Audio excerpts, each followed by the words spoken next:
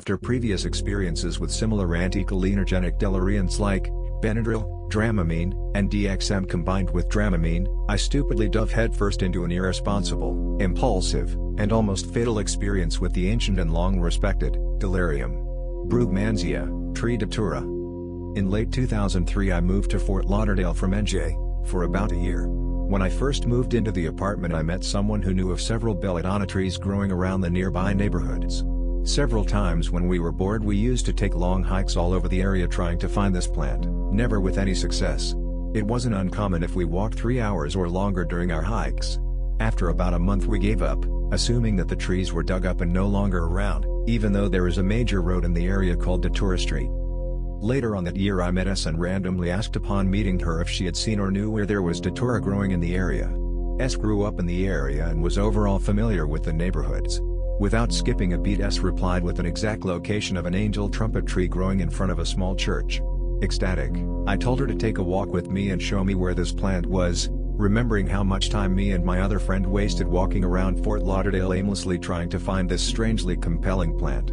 I was broke, bored, and tired of sitting in my stifling apartment with no air or electricity. So me, S and Loser who was currently staying at my apartment, took a hike to find this elusive tree. Times were rough then and I was about to be evicted from my apartment, thanks to a former roommate/best friend, dickhead who stole a shitload of rent money from me to support his own heroin addiction, and Loser who I let stay with me that had no job. Ultimately, I was not in a good state of mind and had no business taking an extremely powerful and potentially deadly delirium. I was dangerously impulsive, and I could have easily killed myself that night. The three of us finally approached the church, and sure enough there was this massive tree standing strong, embracing the church, clutching it, almost like it had been guarding the church for years, despite its age-old association with the devil. For years I have been into psychedelics and I usually don't approach an opportunity like this so irresponsibly, but being as depressed as I was, but yet almost mesmerized and overjoyed to find this plant growing only a couple of blocks away from my apartment, I ran up to the tree and filled a couple of shopping bags with plant material. I madly shoved handfuls of leaves and flowers into my mouth, munching on the bitter hallucinogenic salad, knowing I could possibly die that night. I don't know what I was thinking because I knew in the back of my head that this was going to be just like all of those awful experiences with Dramamine and Benadryl, but some weird unconscious drive to self-destruction came to play. Somehow seeing the actual plant right in front of me, with its alluring radiance, peculiar smell and an aura of forbidden knowledge gave me a feeling like it would be different in some way. It was as though I was temporarily blinded of my familiarity with the reports online about natural tropane alkaloids, as they were usually described to be slightly more out of control, sinister, and unnerving than experiences written about over-the-counter drugs like Dramamine that mimic some of the familiar effects produced by belladonna and datura. It was late at night. After we filled up a few shopping bags with flowers and leaves we power walked back to the apartment complex. Broward County pigs tend to stop and search people randomly for no reason at nighttime so they can put them in jail and get money for arresting someone. We made it a point to get back as soon as possible. I did not want to be caught with bags full of suspicious leaves, and have to spend a night in prison tripping on datura. Familiar with how tropane alkaloids act on the body, I wasn't sure if I was going to make it back standing upright. Nothing too amazing happened on the walk home. I don't remember this, but S told me that when we got close to the apartment's Loser pointed at a cactus and yelled, "Look, San Pedro cactus." And as a reflex I reached out and grabbed the cactus, then let go, realizing my hand was full of cactus needles and it wasn't a San Pedro cactus. I know towards the end of the journey back home I started becoming really wobbly and had trouble walking straight. The body high was very similar to being drunk, with no physical discomfort yet. I remember during this period the buzz was actually quite pleasant. After a while the hot, stale, summer night air started feeling like fluid sliding over me as I walked. Instead of going into my apartment, me, S and Loser went to the pool area and swam for a while. It was around this time I had noticed I was starting to feel the effects getting ready to come on strong. My dizziness started feeling like it was about to lift off. The adrenaline and anxiety seemed to be gradually increasing as my heart pumped the now intoxicating blood through my veins. I started feeling less and less comfortable and safe to being outside and in the pool. It was about an hour after I ate the plants by then. At that time I suggested to Loser to come inside the apartment. He had eaten a fair amount also, so I advised him to head inside and lay down because I knew it was going to hit both of us very soon. Once again I clarified the apartment had no air conditioning or electricity anymore because of my former roommate dickhead taking all that money from me, so the inside of the apartment was brutal. The air was hot, stagnant, and 2 of the 3 couches were leather, so when you lay down on them it sticks to your skin. Needless to say, the surroundings were very uncomfortable, not to mention we had no lights except for a few candles. Not a suitable setting for tripping. I did not want to be caught outside acting stupid in front of one of the neighbors, or have loser be arrested or tied up, talking to the hallucinations that may manifest to him in the parking lot. Sometime between the time I decided to walk from the pool to the apartment, I found myself laying flat on the ground halfway outside with only my head and arms in the apartment, talking to dickhead's aunt from NJ. At this point, this femme fatale has succeeded in knocking me on my ass into an imaginary realm where nothing is what it seems. Apparently I got up the steps when all of a sudden the force of the vertigo hit me like a shot of heroin, disabling me and making me think I was in NJ. I'm pretty sure 1 or 2 of my other friends came over, at that time. To this day I haven't fully figured out who was there and who wasn't. I blacked out several times during the peak, and my memory from this point on is very choppy. Off and on all night long I found myself on the floor or leaning over the back of the daybed in the front room with everyone, either smoking a non-existent cigarette or having slurred, senseless conversations with friends back in Jersey on my cell phone, only to realize I wasn't holding anything. This was when the effects of the Brugmansia had taken full force on my body. Despite my endless conversations with imaginary people, I had lost control of my tongue, so when I spoke it was like I had overdosed on that anti-anxiety medication Haldol. Although it was nowhere near as bad as a Haldol overdose, it was still almost impossible to communicate with the real world, and I felt like I had Down syndrome. At points I had to force myself up against the nauseating gravity that had my body held in a lying position, to take a trip to the bathroom. This was always annoying because I had to pee, what seemed like every other minute. This was very physically challenging for a reality-challenged individual. Every time I had to get up I could feel the weight of gravity try to push me back in place. It was a fight against vertigo, and the effects of the plant were kicking my ass. These feelings of extreme vertigo always reminded me of times when I was a kid and would try to stick my head or arms out against the force of gravity when I rode the gravitron on the boardwalk. When I got up on my feet I would wobble around for the first few steps until I could finally grab onto a wall or something and shuffle my way to the bathroom. Once I got into the bathroom, immediately I noticed the repulsive stench of the dark room. The humidity from the shower area mixed with the heat and the foul moisture evaporating from the toilet area, and overall feeling of nastiness, cottonmouth, and the lack of control of my body, made these walks very unpleasant. I often had to crouch over the toilet cause for some reason, it was like my prostate was swollen or something, and it was a real effort just to relieve myself, despite how badly I had to go. Every time I would leave the main room to go to the bathroom I would have some of the most confusing full-blown auditory and visual hallucinations. At times I wasn't aware that these were hallucinations unless it was too bizarre to be possible, but even then I sometimes fell for it, thinking it was real. The only way to distinguish what's real and what isn't, is to touch it.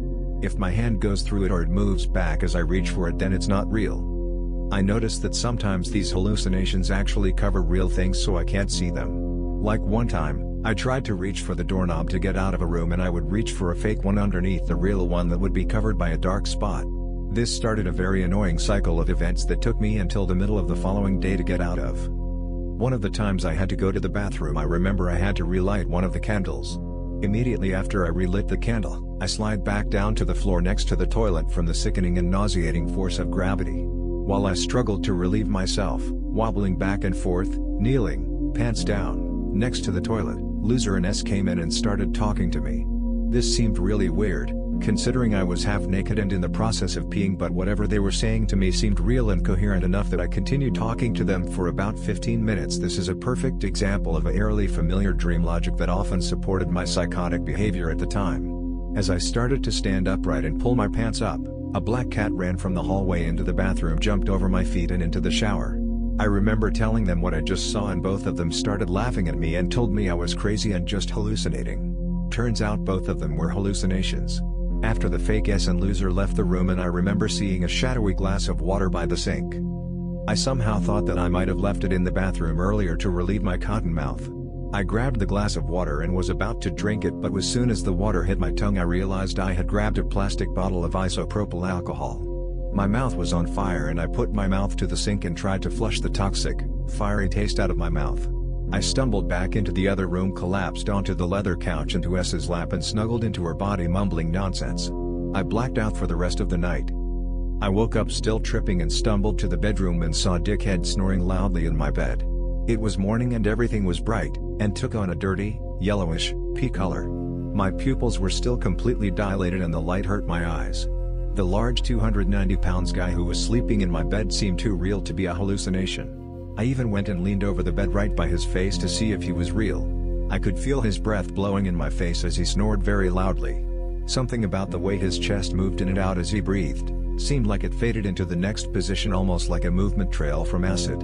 Almost opaque, with a fluid-like pattern moving over his body like how the walls had looked the night before made this seem a little suspicious. I walked around the bed to check again.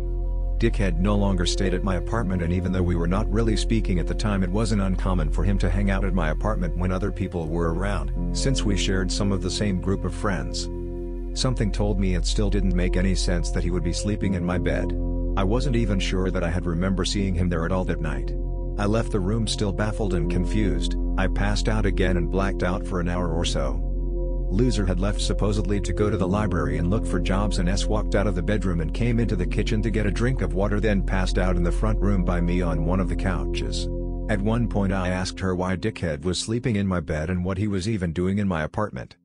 Told me he wasn't at the apartment at any time that night and she was sleeping in my bed all night. Is 16, medium height, skinny, and she does not resemble Dickhead in any way, shape or form. After Loser left, decided to go to the library. She was very concerned for me and asked me if I would be okay to be alone in the apartment. At some point in that morning after Loser left, she told me for about 6 minutes I was walking in circles in the bedroom with my hands clenched in my hair, yelling repeatedly, "Make it stop." I told her I would be okay and that it would probably be best for me to be by myself, while I ride out the tail end of the trip. I was alone in the house and I told myself that from this point on if I see or talk to anyone it couldn't be possibly real, so it was obviously a hallucination. I even chain-locked the front door to further prove this theory. Well, the hallucinations continued to proceed throughout the morning, and like always, despite my attempts to stay in reality, the dream logic always made holes in my lucidity throughout the trip. For the rest of the morning I found myself falling into a frustrating and annoying thought loop.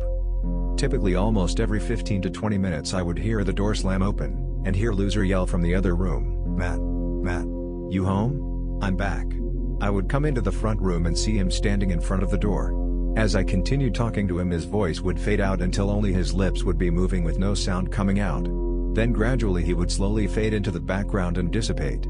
At this point I started becoming coherent enough that this repetitive illusion started becoming more and more disturbing and annoying. I could speak clearly now without my tongue getting in the way, but I was not completely coherent. My sentences were often choppy and I stuttered a lot when I spoke. Another clockwise disturbance that came about every 10 to 15 minutes was that I would be holding the cell phone talking to a friend in NJ while I laid on my bed. Every time I noticed I had no cell phone in my hand, I would still hear my friend's gargled voice continue to talk to me. For some reason, again the dream logic, I would always respond back and tell her I'm sorry but you're not real and I have to go now. By then the voice would stop. After that I would think I was talking to who would be sitting next to me on the bed, and she would vaporize as soon as I looked over at her or touched her. These 3 hallucinations continued for a few hours until the real came back. Other common hallucinations consisted of bugs crawling single-lined on the walls, weird sounds echoing from the other room, or gargled alien conversations in my head. Occasionally I would think I was somewhere in New Jersey talking to someone when I had my eyes closed, or I would see one of my friends standing in the corner of the room silently mouthing words and vaporizing after a few seconds. The most bizarre and probably one of the last major hallucinations that occurred that morning was also in my bedroom on the bed opposite of me. Sitting on the bed I had a Dawn of the Dead pillow and a Freddy Krueger pillow. Well, for some reason at some point I had a whole conversation with these pillows. S's voice came out of the Dawn of the Dead pillow and Loser's voice came out of the Freddy Krueger pillow. I talked back and forth with them for a minute or so until I realized I was talking to a bunch of pillows and no one was there. I asked these pillow entities if they were archons from a different dimension and if they could talk to me about themselves. As soon as I asked them those questions they assumed their normal inanimate position and stopped talking to me. I politely said, "This is crazy, I'm talking to a bunch of pillows. You aren't responding, so, I'm sorry but I can't talk to you anymore. This isn't a one-way conversation. Goodbye."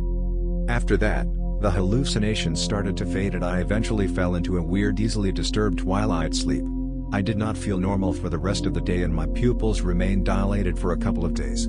I stayed inside during the daytime because anytime I tried to open the door to go outside all I would see is white and was basically blinded by the sun.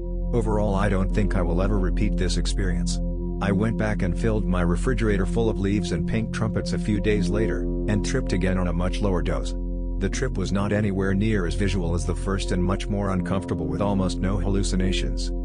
The physical effect dominated the trip, and the entire time I felt like I was going to die. Personally, I consider an experience with Datura as postgraduate work for psychonauts, as Jim DeCorn once wrote. I do not regret this experience by any means because of the profound and sometimes amazing things this plant has shown me, but I doubt I will ever do it again. Experiencing the effects of this plant is no joke, and as Carlos Castaneda once wrote, to tame the devil's weed into an ally is one of the most difficult tasks I know.